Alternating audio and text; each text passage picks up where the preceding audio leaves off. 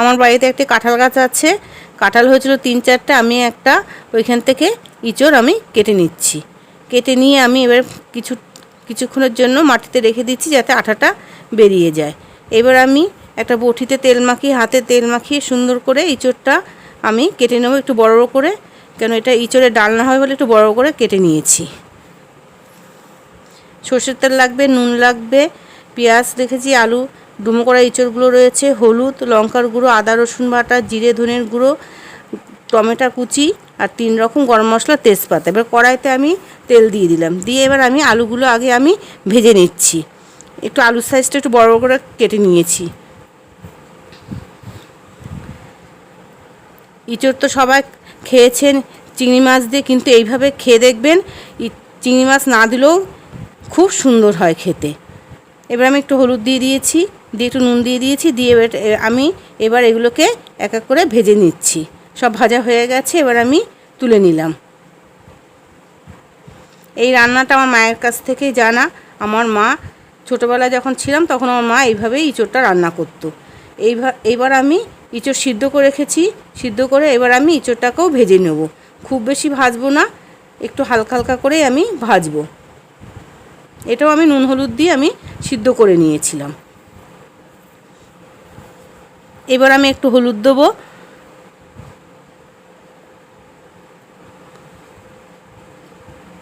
এবারে অল্প করে নুন দেবো, পরে আবার নুন লাগবে, ওই জন্য অল্প করেই দিলাম আমি। এবারে এটাকে ভালো করে আমি এটাকে ভেজে নেব।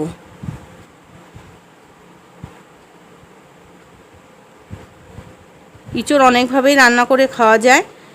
আমার এবার ইঁচড়টাও ভাজা হয়ে গেল, এবার আমি তুলে নিচ্ছি।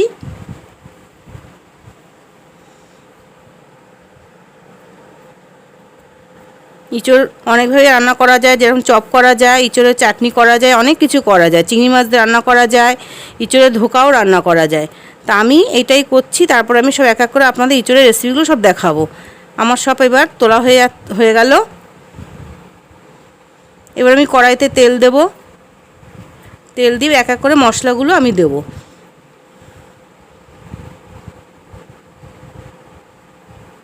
কড়াইটা তেলটা আমার গরম হতে যেটুকু সময় লাগবে। এবার গরম হয়ে গেছে, এবার আমি সাদা জিরে দিয়েছি কিছুটা। এবার আমি 3 রকম গরম মশলা দেবো, দুটো শুকনো লঙ্কা দিয়ে দিলাম। 3 রকম গরম মশলা দিয়ে দিয়েছি, এবার তেজপাতাটা দিয়ে দিলাম।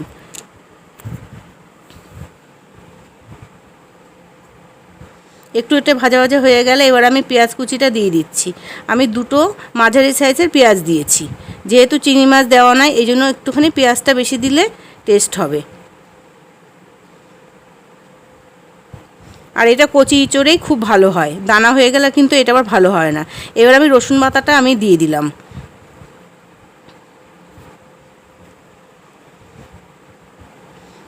এবার আমি আদা বাটাটা দিয়ে দিলাম। টমেটো কুচি রেখেছিলাম, 2টো টমেটো কুচি করে রেখে দিয়েছিলাম, সেটাও আমি দিয়ে দিলাম। দিয়ে এবার ভালো করে যাতে রসুনের গন্ধটা চলে যায় সেইভাবে আমার করতে হবে। আমি লঙ্কার গুঁড়ো দিলাম খানিকটা, কিছুটা নুন দিয়ে দিলাম যাতে টমেটোটা আমার মজে যায়, সেই জন্য নুনটা আমি দিলাম।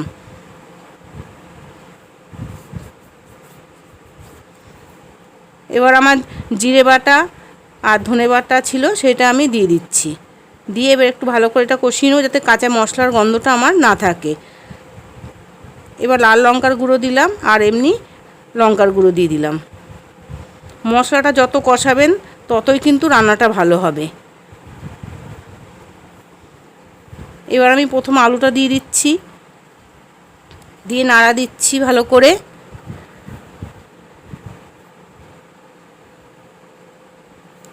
এবার আমি ইঁচড়টাও ঢেলে দিলাম, দিয়ে এটা বেশ খানিকক্ষণ আমি এটাকে কষিয়ে নেব ভালো করে। যতটা আপনি ভালো করে কষাবেন ততটাই কিন্তু রান্না ভালো হবে। কষানোটার উপরেই নির্ভর করে আপনার রান্না কেমন হয়েছে। বুঝে জল দিতে হবে, নুন মিষ্টি ঠিকঠাক দিলেই রান্না অটোমেটিকই ভালো হয়ে যায়। সবাই এরকম রান্না করতে পারবেন। এবার আমি কিছুটা জল দিচ্ছি, দিয়ে আবার একটুখানি আমি কষাবো।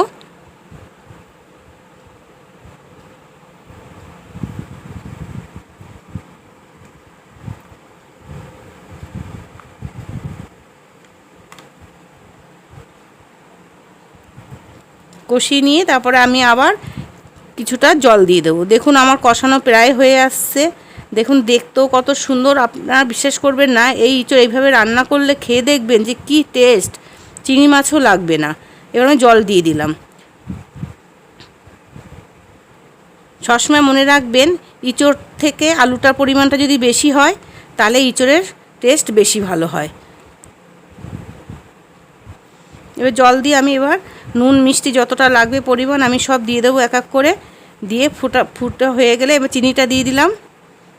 যে যেরকম খাবেন চিনি, কিন্তু খুব চিনি দিলে তো ভালো লাগে না। দেখেন আমার ফোটা শুরু হয়ে গেছে। আমি ইঁচড় দিয়েও ডিম রান্না করেছিলাম, আমার আছে চ্যানেলের ভিতর, আপনারা সবাই দেখে নিতে পারবেন। এটাও খেয়ে দেখবেন কত সুন্দর। দেখুন আমার সব সিদ্ধ হয়ে গেছে, সবই সিদ্ধ হয়ে গেছে। আমি অবশ্য আগে থেকে সিদ্ধ করে নিয়েছিলাম, আর একটু ফুটলে আমার সিদ্ধটা হয়ে যাবে, ভিতরে সব ঢুকে যাবে মশলাগুলো। এবার আমি সামান্য একটু ঘি দিয়ে দিলাম, দিয়ে এবার আমি গরম মশলা দিয়ে দেবো। অল্পই গরম মশলা করেছি, করে সম্পূর্ণটাই দিয়ে দিলাম।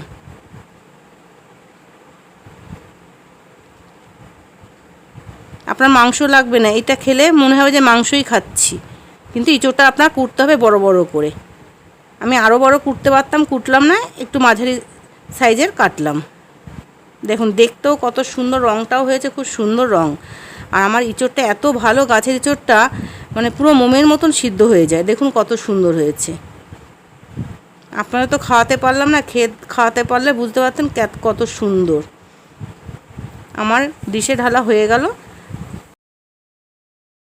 এরকম নতুন নতুন রান্না পাওয়ার জন্য পেজটাকে ফলো করুন, ভিডিওটাকে লাইক করুন, শেয়ার করুন। যদি আপনারা ফেসবুক থেকে ভিডিওটা দেখে থাকেন তাহলে পেজটাকে ফলো করুন, আর যদি ইউটিউব থেকে দেখে থাকেন তাহলে চ্যানেলটাকে সাবস্ক্রাইব করবেন। ধন্যবাদ।